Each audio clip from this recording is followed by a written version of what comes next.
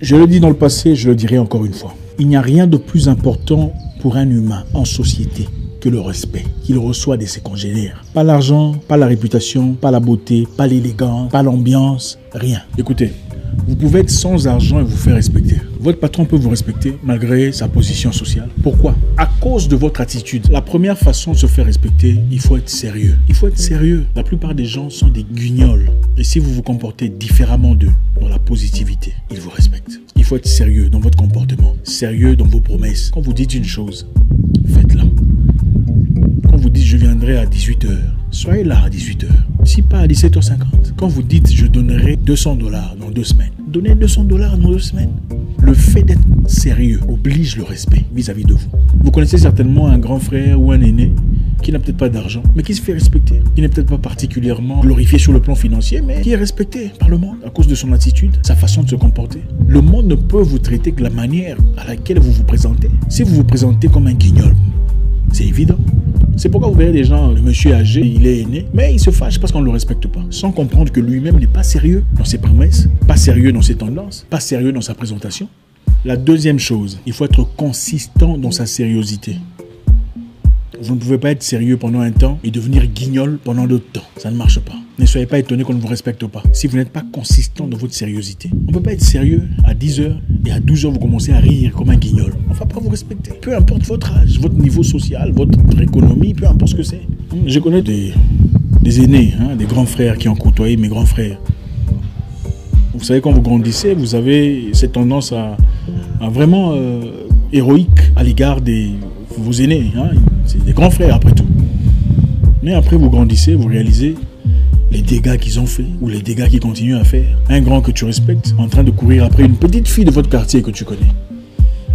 Comment voulez-vous qu'on vous respecte? Un grand que vous respectez va escroquer quelqu'un que vous connaissez et fait des choses comme un gamin. Comment voulez-vous qu'on vous respecte? Pour être respecté, il ne suffit pas d'avoir de l'argent ou être âgé ou aîné, il faut être consistant dans sa sérieuxité. Montrer que je suis sérieux, je suis ce genre de personne, je continuerai d'y l'être. Peu en importe les circonstances ou les situations. Tu ne peux pas être un homme pendant les matins et devenir une femme le soir. Comment voulez-vous qu'on vous respecte? Vice versa. Il faut avoir une image, une identité, une direction claire pour être respecté.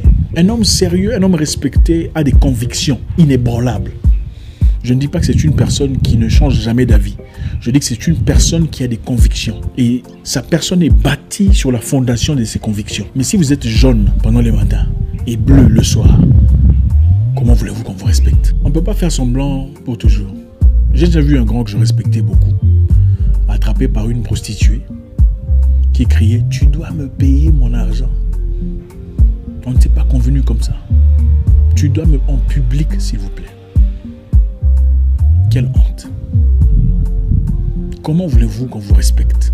Même si vous avez 20 ans de plus que le monde. C'est compliqué. Il faut être consistant. L'image qu'on montre en public doit être consistant à l'image que nous faisons en privé. Vous savez, quelqu'un disait, si vous voulez connaître la vraie identité d'une personne, emmenez-la dans un milieu où personne ne la connaît. Vous voulez connaître quelqu'un pour de vrai, il faut l'emmener quelque part, loin, loin de là où on le connaît. C'est là que la personne montrera sa vraie identité, ses vraies tendances. Parce qu'elle n'a pas peur, elle n'a pas honte d'être elle-même. Même les prostituées, vous savez, les prostituées ne se prostituent pas dans leur quartier, elles vont toujours très loin. Là où personne ne le connaît. Il faut être consistant dans la vie. Imaginez-vous que vous rencontriez quelqu'un qui vous dise « Écoutez, je veux vous aider à avancer, je veux vous aider à progresser, je vous aiderai dans votre projet d'entrepreneur, je vous aiderai dans votre projet familial, je vous aiderai à avoir un visa ou à contacter une personne influente ou à ouvrir certaines portes de votre vie. » Et puis après, vous découvrez, en effet, cette personne n'a pas ses capacités prétendues. Elle n'est en réalité pas ce qu'elle prétend être. Est-ce que vous allez la respecter? Absolument pas. Les gens dignes de respect ne font jamais semblant d'être ce qu'ils ne sont pas. Ils ne prétendent pas être ce qu'ils ne sont pas. Ils sont consistants dans leurs idées, consistants dans leurs pensées. Leurs paroles représentent en effet ce qu'ils sont. Qu'ils aient ou pas, ils sont ce qu'ils sont et imposent le respect à travers la vérité. Écoutez, on ne vous respectera pas si vous ne payez pas vos dettes. Même un petit peut vous manquer de respect à cause de son argent. C'est étonnant. Beaucoup de personnes viennent demander de l'argent. « Oh, aide-moi, je suis en difficulté, j'ai besoin d'argent. Vraiment, aide-moi mon frère. » Vous donnez l'argent, sans problème. Là, ils sont doux, gentils, comme un petit chaton. Mais quand il faut demander l'argent, il faut repayer l'argent d'autrui. Ils deviennent comme des tigres. Vous appelez au téléphone, ils ne répondent pas. Vous appelez au téléphone, ils ne répondent pas. Ils répondent, ils commencent à crier. Ah, pourquoi tu m'appelles? Tout ça à cause de l'argent. Oui, à cause de l'argent. Quand tu as promis de payer dans une semaine, pourquoi il faut que je t'appelle pour que tu payes après 7 jours? Ce n'est pas ma responsabilité. Toi, tu n'as pas une partie de ton cerveau qui te rappelle, au fait, tu as l'argent d'autrui.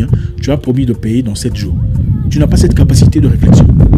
Ça ne veut simplement dire que tu n'es pas digne de respect.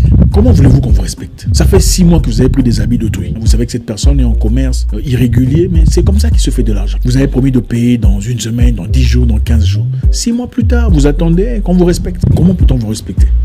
Et si on ne vous appelle pas, vous ne fournissez aucun effort pour payer l'argent d'autrui. Si on ne vient pas vous chercher, vous ne payerez jamais. Au fait, il y a des gens qui apparemment ont avalé la honte. Le respect, ce n'est pas seulement bien s'habiller, bien se maquiller, mettre des faux cheveux et sortir en public se parfumer. Ce n'est pas ça. Le respect, c'est avoir rien, mais avoir la personnalité, la dignité, l'honneur. Il ne suffit pas de prétendre être ce qu'on n'est pas, parce qu'on sait déjà que les cheveux sont faux. Il ne suffit pas de montrer au monde. Non, il faut être ce que vous prétendez être. Si vous devez l'argent à quelqu'un et que vous vous sentez incapable de payer pour l'instant, il faut répondre au téléphone. Quand il vous appelle, il faut décrocher. D'ailleurs, pour éviter de vous mettre dans cet embarras, c'est vous qui devrez appeler. Appelez pour dire, écoute mon frère, je suis censé te payer demain, mais je suis en incapacité. Ma soeur, je suis en difficulté, excuse-moi. Je suis vraiment désolé. J'ai planifié, mais ce que j'ai prévu n'a pas été comme je l'ai prévu. Excuse-moi, je ferai un effort. En tout cas, dans les délais les plus courts, je ferai un effort pour répondre à mes obligations. C'est comme ça qu'on se fait respecter. Et même la personne, votre créancier, se dit, cette personne est sérieuse. Ok, d'accord. C'est comme ça qu'on se fait respecter. Vous habitez chez les gens, vous êtes locataire et vous avez des difficultés d'argent. Pourquoi vous attendez que le bailleur vienne vous demander de l'argent? Ce n'est pas une bonne technique. C'est comme ça qu'on vous manque de respect. Appelez le bailleur, bonjour monsieur, madame, comment ça va? Écoutez, je sais que je vous donne de l'argent, mais j'ai quelques difficultés pour l'instant. Je vous prie de... C'est comme ça qu'on se fait respecter. Il se dit, oui, cette personne est assez digne pour m'appeler, me dire sa situation. C'est beaucoup mieux que vous taire. Quand il vous appelle, vous ne répondez pas. Oh, il est sorti, il est sorti. Vous pensez que vous allez sortir pour toujours. On ne peut pas fuir pour toujours. Il y a des choses qu'on ne récupère pas dans la vie. Vous pouvez récupérer l'argent. Vous pouvez récupérer des amitiés autrefois perdues. Mais il est presque impossible de récupérer un respect perdu dans la stupidité. Pour ceux qui ont des maisons financées par des banques, par exemple, vous savez qu'en des moments compliqués, où il n'y a pas d'argent, ou dans des moments tels que le moment que nous traversons, il faut appeler la banque et dire, écoutez, pour l'instant, on ne pourra malheureusement pas répondre à nos obligations comme d'habitude. On va devoir trouver une solution ultérieure pour essayer de compenser les devoirs d'aujourd'hui pour demain. C'est vous qui appelez. Vous n'attendez pas qu'on vous envoie des emails ou c'est vous qui faites le premier pas. On respecte difficilement un homme soulard ou une femme frivole. C'est très compliqué. Oui, vous êtes adulte. Vous avez le droit de faire tout ce que vous voulez. C'est votre vie. Personne ne peut vous guider ou vous dire ce qu'il faut faire, ce qui est bien pour vous ou pas. Mais le monde respecte difficilement des gens pareils. Vous pouvez faire ce que vous avez envie de faire, en privé, dans un coin où personne ne vous voit. Il n'y a pas de souci. Mais si vous commencez à sortir en public, ivre, en public sous, à faire des choses inacceptables, c'est difficile d'être respecté. Si vous êtes le genre de femme que tout le monde connaît, tous les hommes ils parlent, si vous ne le saviez pas. Si nous, oui. Même quand on était petit, on savait pointer à cette sœur-là, elle est... L'autre là aussi, elle est... Si vous êtes le genre de femme qui montre ouvertement sa légèreté, ne soyez pas étonné qu'on vous manque de respect. C'est très difficile de respecter les telles personnes. C'est votre vie, c'est votre droit. Vous pouvez faire tout ce que vous voulez de votre vie. C'est vos choix. Vous êtes libre, adulte, vacciné, mais faites-le d'une certaine façon afin de garder, de préserver le respect, qui est d'ailleurs plus important que tout ce que vous pouvez posséder. Que vous le vouliez ou pas, le monde vous jugera sur ce que vous faites ou sur votre réputation. C'est vrai, vous ne pouvez pas gérer les rumeurs, mais que ça reste rumeur et pas réalité. Si vous commencez à tomber devant les gens ou à puer de la bouche devant les gens, on ne vous respectera pas. Il faut garder un mystère pour être respecté. Les gens respectent très souvent ce qu'ils ne comprennent pas. Si on ne sait pas comment vous gagnez de l'argent, il y a de fortes chances qu'on vous respecte. Si on ne connaît pas votre salaire, vos moyens de revenus, il y a de fortes chances qu'on continue de vous respecter. Parce que l'homme respecte naturellement ce qu'il ne comprend pas. S'il n'a pas peur, il respecte. Gardez le mystère. Quand vous n'avez pas d'argent, le monde n'est pas obligé de savoir que vous traversez un moment compliqué. C'est votre vie privée. Comment voulez-vous qu'on vous respecte? Quand vous avez des problèmes sexuels avec votre mari, vous allez parler au pasteur au lieu de parler avec le mari d'abord. Vous avez des problèmes sexuels avec votre mari, vous allez en parler avec le pasteur au lieu de parler avec le mari. Comment voulez-vous qu'on vous respecte? Comment voulez-vous qu'on le respecte? Il faut être stratège dans la vie. Quand vous allez dans un milieu où vous pouvez gagner quelque chose, avoir des avantages, des opportunités, ne soyez pas très différent. Ne peur que vous ne soyez écarté. Mais quand vous allez dans un milieu où vous n'avez clairement rien à gagner directement, ne vous noyez pas dans l'abrutissement général, parce qu'il faut représenter une certaine communauté. Vous n'êtes pas une communauté. Vous êtes un humain, l'enfant de votre père. Qu'est-ce que vous représentez? Vous n'êtes pas obligé de faire exactement les bêtises que tout le monde fait, parce que tout le monde le fait. Il faut garder une certaine personnalité. Les gens qui se respectent ne dansent pas stupidement devant les gens. Il faut le dire. Comment voulez-vous comprendre? Écoutez, danser c'est bien, c'est la culture. Mais il y a des façons de danser.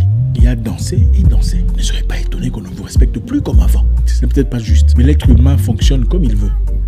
Et l'être humain, généralement, quand vous vous démystifiez devant lui, il vous respecte de moins en moins. Gardez le mystère.